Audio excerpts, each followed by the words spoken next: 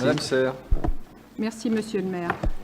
Il s'agit pour le Centre associatif du hameau de la Fraternité du renouvellement de la convention d'objectifs qui est arrivée à échéance au 31 janvier 2016. Le nouveau texte reprend les articles précédents en les restructurant et la modification la plus importante concerne surtout l'article 1, puisqu'il a été ajouté un paragraphe concernant l'impulsion d'une dynamique citoyenne autour des valeurs de la République sur le quartier.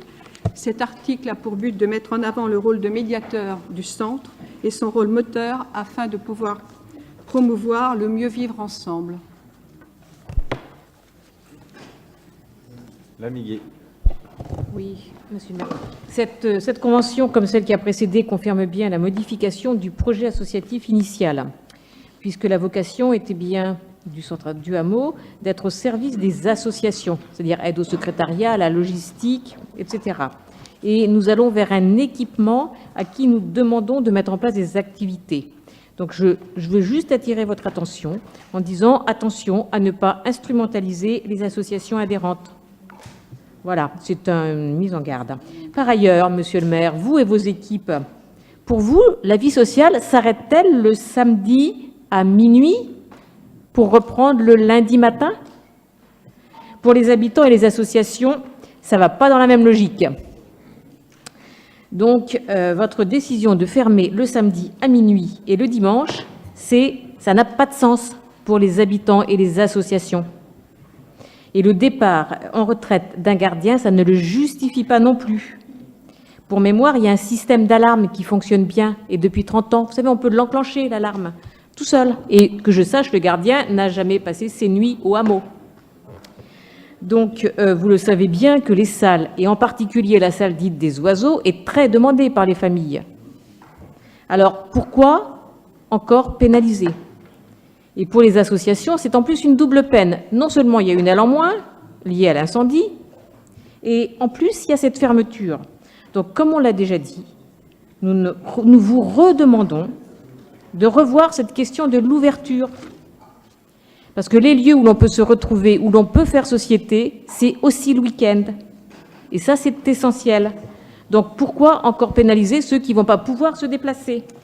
Et bien, dernière question, et j'espère que vous y répondrez, et pas comme vous n'avez pas répondu à Magali Bessard, où en est-on dans la reconstruction du bâtiment incendié? Merci.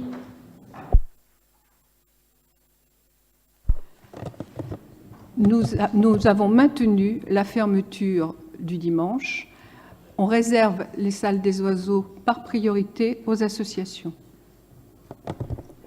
Et on ferme le dimanche pour l'histoire, parce que si vous voulez, les gardiens avaient un régime horaire qui était complètement anormal. C'est pour ça que nous avons été amenés à revoir leurs horaires, et afin qu'ils puissent bénéficier systématiquement soit du samedi, du dimanche, ou du dimanche ou du lundi, et du dimanche et du lundi. Mais il y a un système d'alarme. Les gens sont responsables, ça s'enclenche un système d'alarme. Et le gardien, il n'y passait pas tout le temps. N'empêche qu'il était prévu. Alors, je ne sais pas s'il n'y était pas, mais il était prévu. Admettre que les gens sont responsables. Si vous permettez, je vais répondre à Madame Biguet, parce qu'elle va me dire que je ne réponds pas à ces questions. Sur la reconstruction, enfin, pas sur la reconstruction, sur le bâtiment qui a été incendié. Vous savez qu'il y a aussi une tentative nouvelle d'incendie il y a quelques jours. J'ai pris la décision de passer à la déconstruction.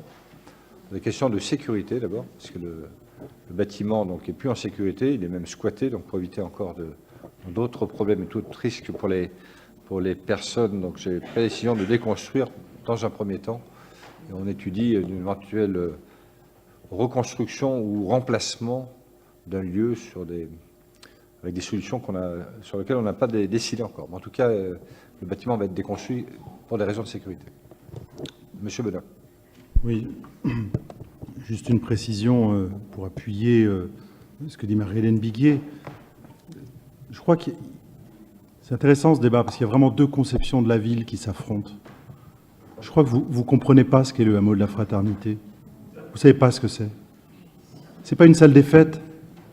C'est pas une salle des fêtes, le mot de la fraternité. Certains ici l'ont pratiqué.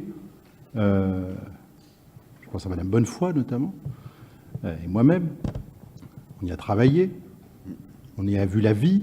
On y a vu les liens sociaux qui s'y tissaient, intergénérationnels, interculturels, les permanences qu'il y avait d'associations qui étaient parfois installées en permanence ou qui ont des activités ponctuelles. Bref, l'accueil aussi de familles qui célébraient des événements familiaux. Tout ça fait de ce lieu un poumon dans le quartier, un poumon. Et croyez-moi, je pense que ce n'est pas un hasard s'il y a eu un incendie récemment. Et ce n'est pas un hasard s'il vient de s'en produire une tentative à nouveau, comme vous nous en informez là.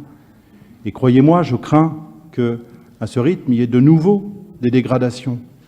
Cet équipement qui a plus de 30 ans, c'est un équipement qui a été relativement préservé, qui était respecté dans le quartier, parce que son gardien était une personnalité phare.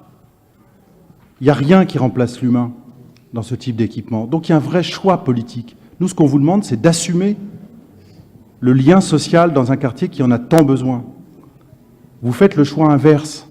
Et ce qui est paradoxal, Jean-Michel Guérineau le rappelait sur le débat sur l'ouverture des commerces le dimanche, c'est que vous privilégiez l'ouverture des zones commerciales le dimanche. Ça ne vous pose pas de problème. Mais ce qui fait la vie de tous les jours et le lien social, ça, par contre, ça ne vous pose aucun problème non plus d'y mettre un terme le week-end. C'est un vrai paradoxe. Alors oui, moi je suis fier qu'on soit porteur d'une autre logique, parce que croyez-moi, votre logique, elle nous amène vers de grosses difficultés dans nos quartiers.